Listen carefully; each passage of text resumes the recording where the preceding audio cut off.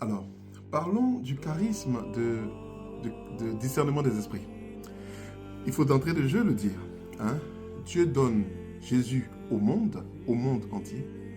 Jésus donne à son Église des ministres, des ministères, et le Saint-Esprit donne aux chrétiens des charismes, des dons. D'accord? Et il y a un charisme que Saint Paul cite qu'on appelle le charisme de discernement. Ce n'est pas le discernement naturel. Ce n'est pas le discernement donné à tout chrétien qui prend 3 jours de prière pour savoir quelque chose, qui s'accommode à un sujet avec l'esprit, qui s'entend avec l'esprit. Ce charisme-là est différent. Comme le charisme de guérison a plusieurs manifestations, il y a des gens qui donnent des guérisons par la parole de connaissance, il y a des gens qui le sentent dans le corps, il y a des gens qui, pour faire des guérisons, prient par la foi, etc. C'est la même chose avec le charisme du discernement. J'ai vu plusieurs manifestations. Et ce n'est pas... D'abord, il faut faire la distinction avec ce qu'on appelle le charisme pas de charisme, mais il faut faire la distinction avec ce que certaines personnes ont, la suspicion. Ce n'est pas la même chose.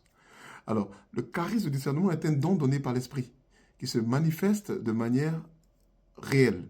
Tu peux avoir ce don et quand tu vas regarder dans la salle, tu verras des gens animés de feu ou carrément avec des esprits sur eux, des démons sur leur tête. Tu peux avoir les yeux ouverts et puis voir des esprits sur des endroits particuliers. Ça, c'est un charisme de discernement. Je connais quelqu'un qui avait un charisme de discernement où, dans un seau, lorsqu'il est malade, qu'il veut se laver, lorsqu'il met de l'eau dans un seau, il prie et il voit un poisson apparaître. Et le poisson mange tout ce qui est impureté et le poisson se couche au fond de l'eau et il se lave. Rien que parce qu'il est malade.